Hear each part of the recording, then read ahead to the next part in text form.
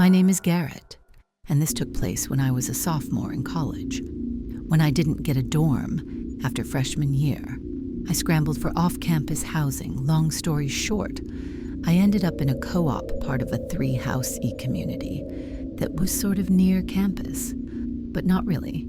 It wasn't ideal, but it was cheap, and I didn't have many options. Plus, I had a bike, so I didn't really mind the extra travel time. Most of the residents were young students like me, but there were a few exceptions. There were a handful of alumni, 1 or 2 TAs, and a few older people getting their degrees later on in life. But the person who immediately stood out to me was an older woman who lived in one of the other houses. From what I could tell, she was maybe in her late 50s. Even though she looked a little older than that, she had graying hair and walked with a sort of limp, like she had some kind of back injury. She was really quiet and mostly kept to herself, and she always had this blank expression on her face.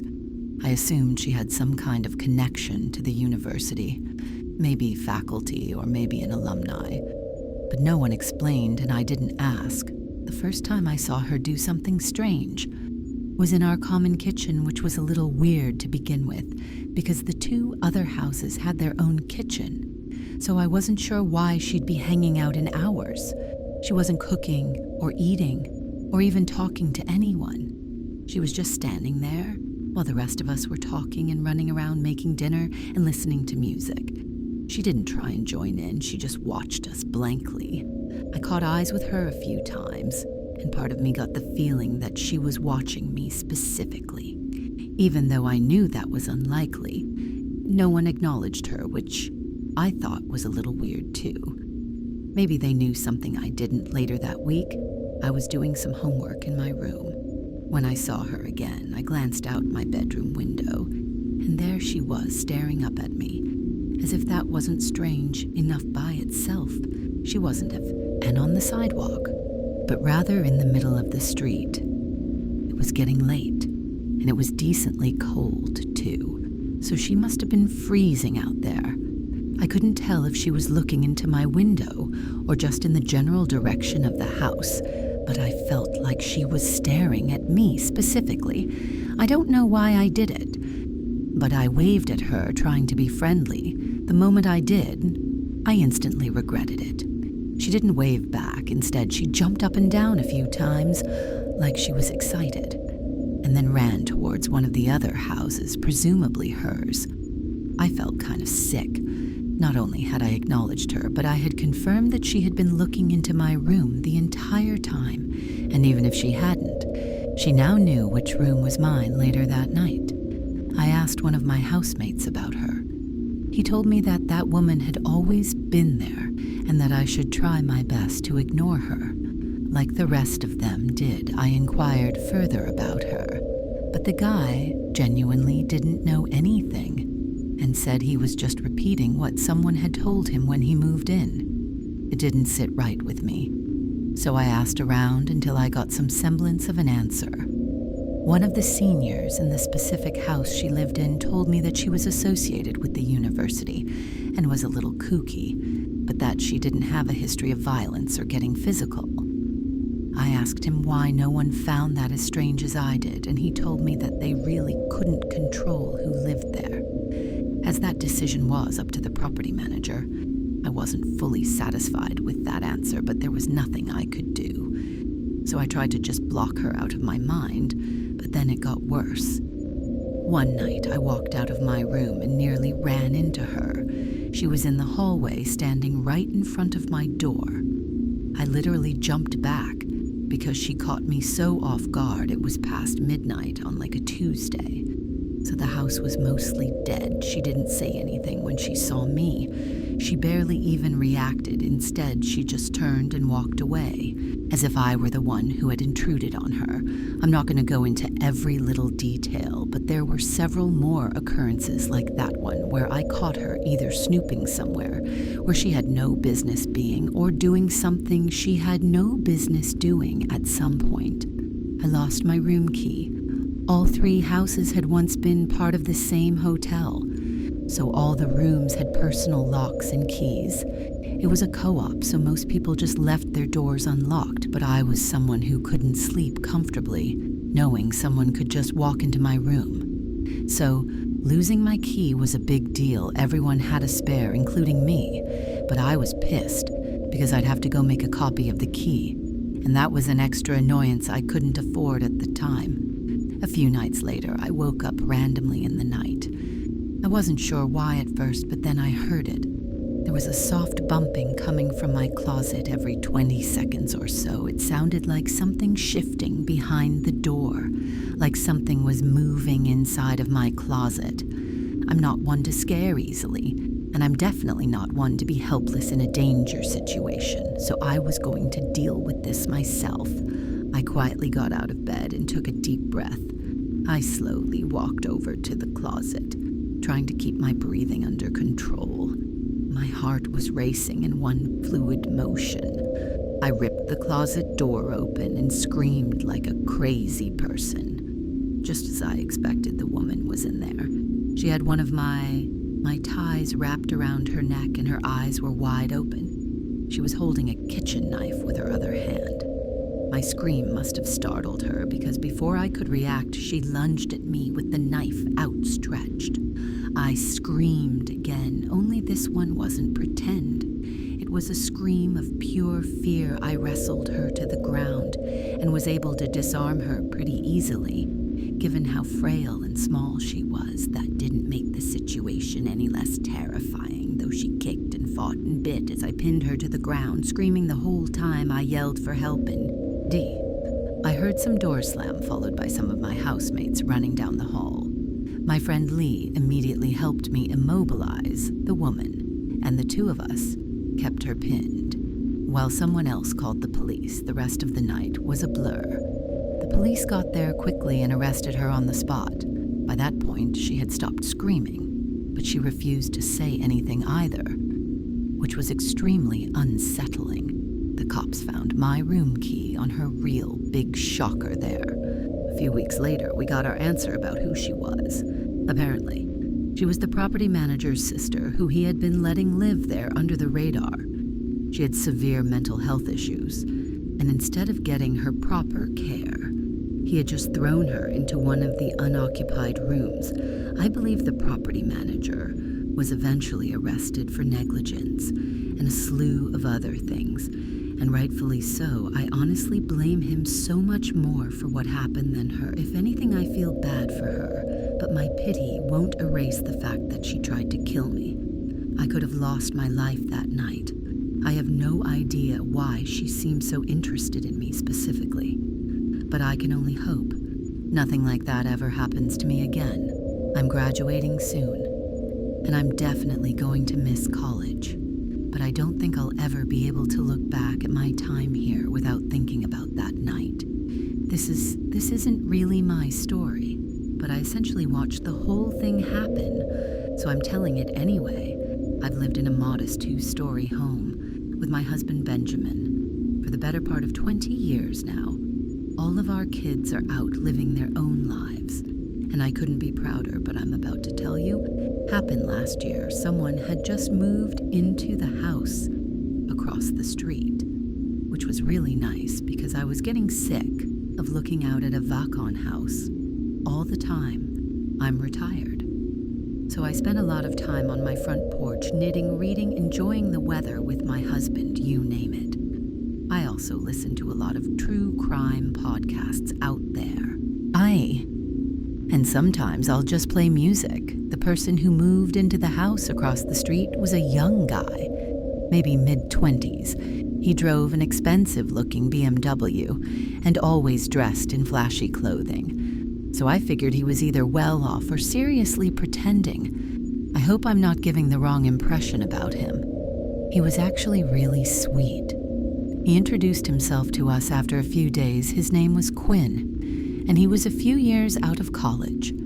Like I had guessed, he was a really bright guy and got along really well with Benjamin. They laughed and talked about sports, and Benjamin even dropped a few of his own college stories that I hadn't heard in a long time. Quinn said he worked in the entertainment industry and that he did freelance work for some internet personality person, whatever that means. It kind of went over my head, but it must have been lucrative. He looked pretty wealthy. Like I said, he talked about stocks with Benjamin and told us about some of the investments he was making. In all, he seems like a nice guy. Things were normal for a few months. Like I said, I spent a lot of time on my porch, so Quinn would often wave to me when leaving his house, and I always waved back. I can't remember exactly when, but I started noticing the same girl going over to Quinn's house. Every so often, she drove a little white convertible, and she was pretty young blondes, the type of girl you'd expect a guy like him to date, to be frank. She dressed a bit scandalously, which I didn't fully appreciate. I figured she was his girlfriend, maybe checking on the house while he was out. She had her own house key, so it made sense. It became a regular thing once, maybe twice a week. I'd see that car roll up while Quinn was gone. She'd go inside, stay for a while, then leave. I didn't really understand what she was doing, but young people date differently these days. So I kept my thoughts to myself. Then one evening I saw them together.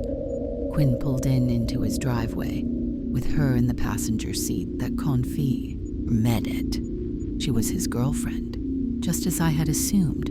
But shortly after that day, things started getting tense. At least, that's what it seemed like. One afternoon, I was out tending to my little garden when I heard shouting from across the street. Quinn and the girl were standing in the driveway yelling at each other. I couldn't catch what they were arguing about, but I didn't need to. She kept throwing her hands in the air, practically spitting her words at him. It looked like she was going to strike him. Eventually, she got in the car, slammed the door, and tore off down the road. Quinn shook his head and went back inside. I don't even think he noticed me. I figured it was a lover spat every couple fights, and it wasn't my place to butt in where I was unwelcome. But then I saw that girl's car in front of his house again when he wasn't home. Not once, not twice, but multiple times. I told Benjamin, and he said it was rude to pry, and that I should just leave the poor boy alone, which I agreed with. But then came the night everything went sideways. Benjamin and I were asleep when we woke up to sirens blaring outside.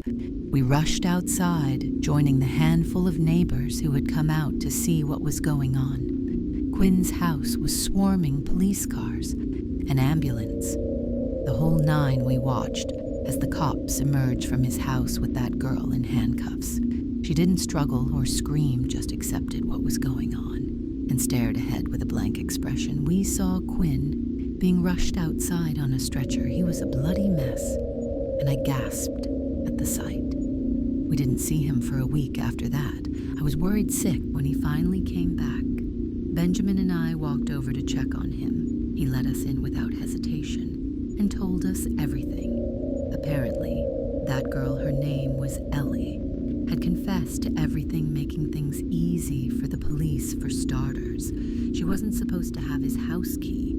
She had stolen his spare and made a copy without him knowing. According to him, she started asking him for NG's fancy dinners, jewelry, expensive trips. When he hesitated, she got possessive and angry, which was when things started going downhill in their relationship every time she had shown up unannounced to his house.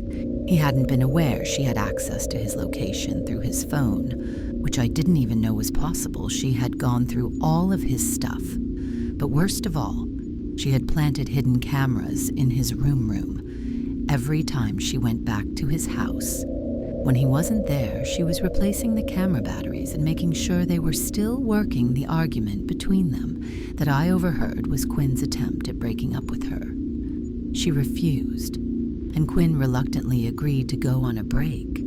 Ellie had seen everything through the cameras, and the next night she went to his house with a knife. I'm not going to explain the rest. You get the idea somehow. Quinn managed to get her to the grounds, but not before she seriously injured him, the doctor said.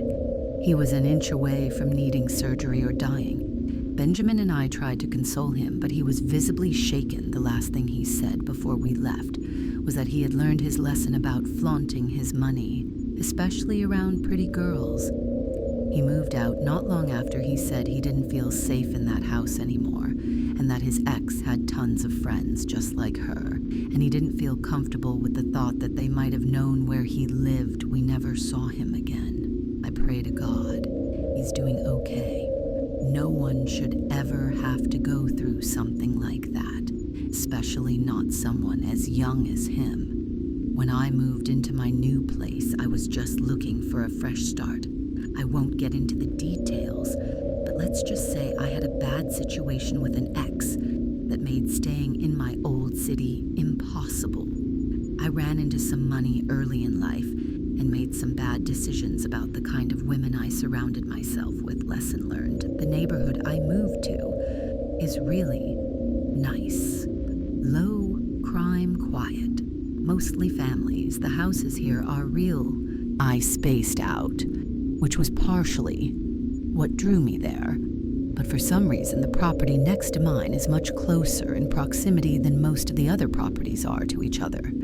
And by the way, that house next door is huge. When I first saw it, I thought I could easily fit a family of 10. That's honestly what I assumed at first, that a big family lived there, great-grandparents and everything. But I could not have been more wrong.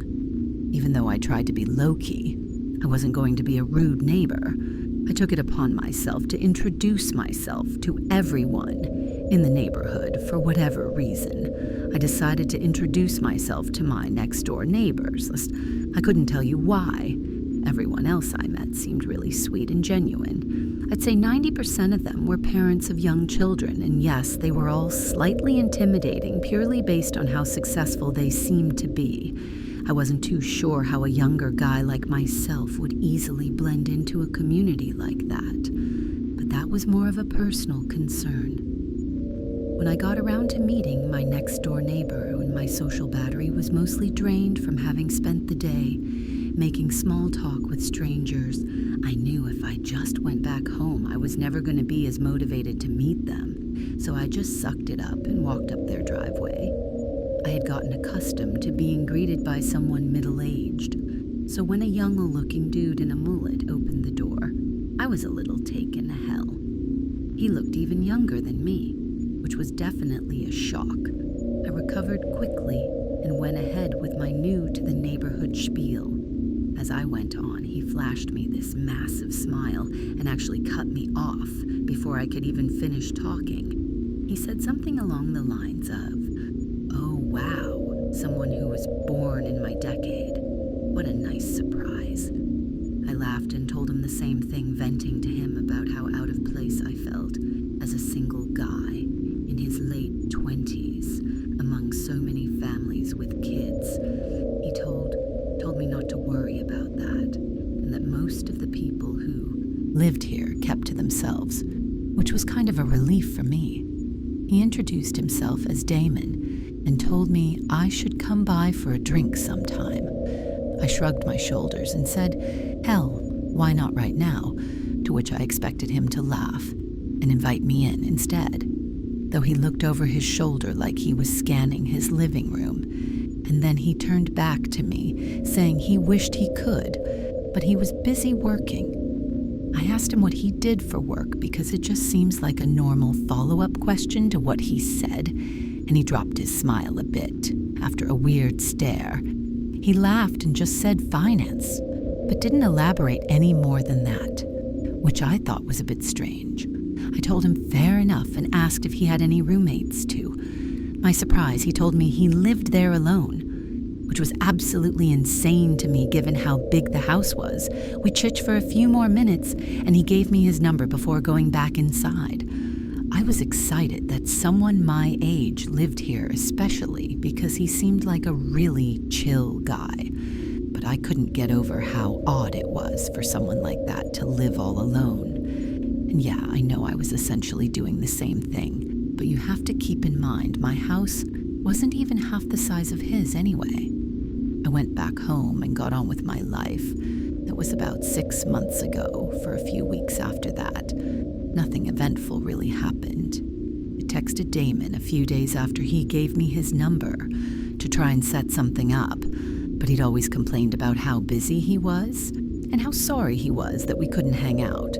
Eventually, I gave up with him, not in a hostile way, just in a you-do-you kind of way.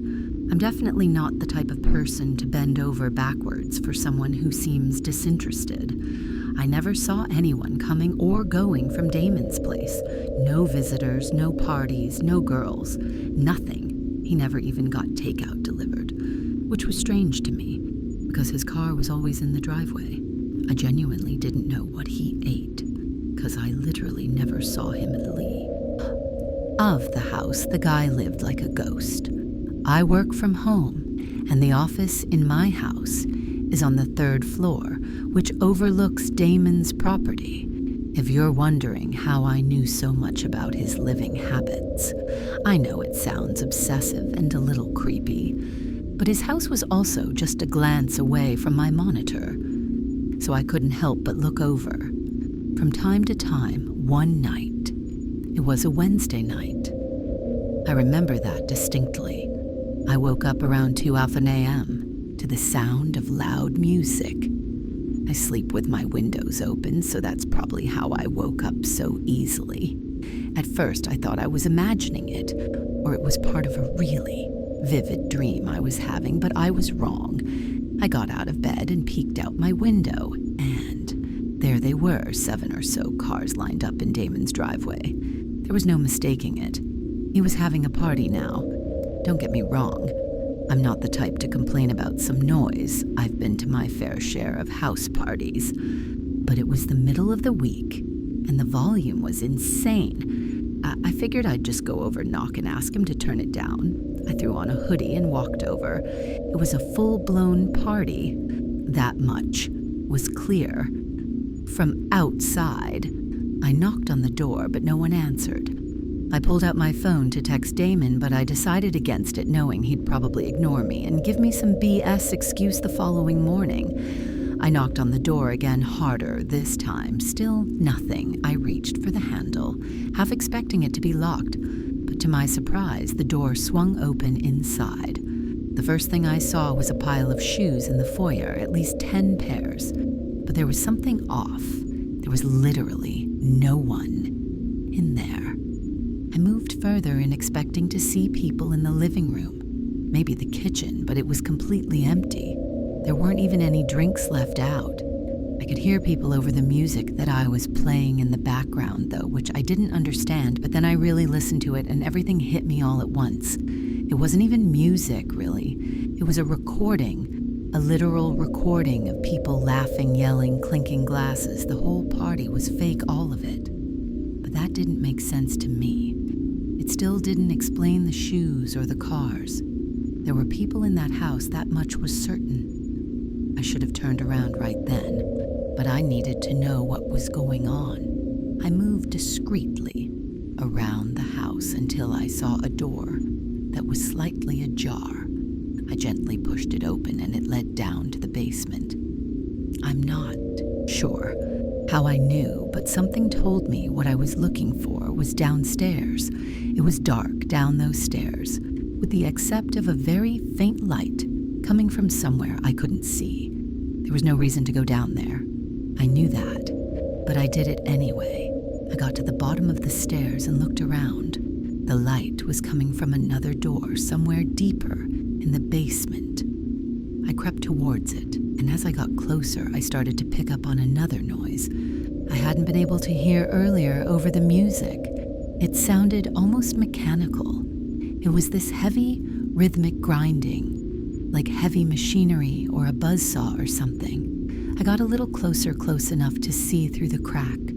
There were 3 people standing in there looking across the room at something that was out of view. They were all older-looking guys, significantly older than Damon. They were wearing heavy-duty work clothes and had on these protective goggles and thick rubber gloves. I also realized they were wearing what looked like work boots. Even though I had seen all those other shoes upstairs under different circumstances, I would have assumed that they were construction workers. I really wanted to see what they were looking at, but it was too far out of view. After a few seconds of me just standing there, I started to pick up on this awful bleach smell, or some kind of cleaning solution. That's what did it for me. I started to feel this awful pit in my stomach, like my life was in danger. I can't explain it. I turned to leave, trying to be as quiet as possible. As I was finding my way back to the stairs, the light from behind me suddenly dimmed, like someone had shut the door behind me. I didn't actually hear the door over the music, but I felt it. I sprinted up the stairs as fast as I could. I ran through the house and burst out the front door. I didn't run directly to my house. I jumped my own fence and made it to the backyard. I slipped in through my side door, locking it behind me. My chest was pounding, but under no circumstances could I let Damon or any of those other guys know it was me who had been snooping around. I gathered myself and went up to my office, making sure all the lights up there were off.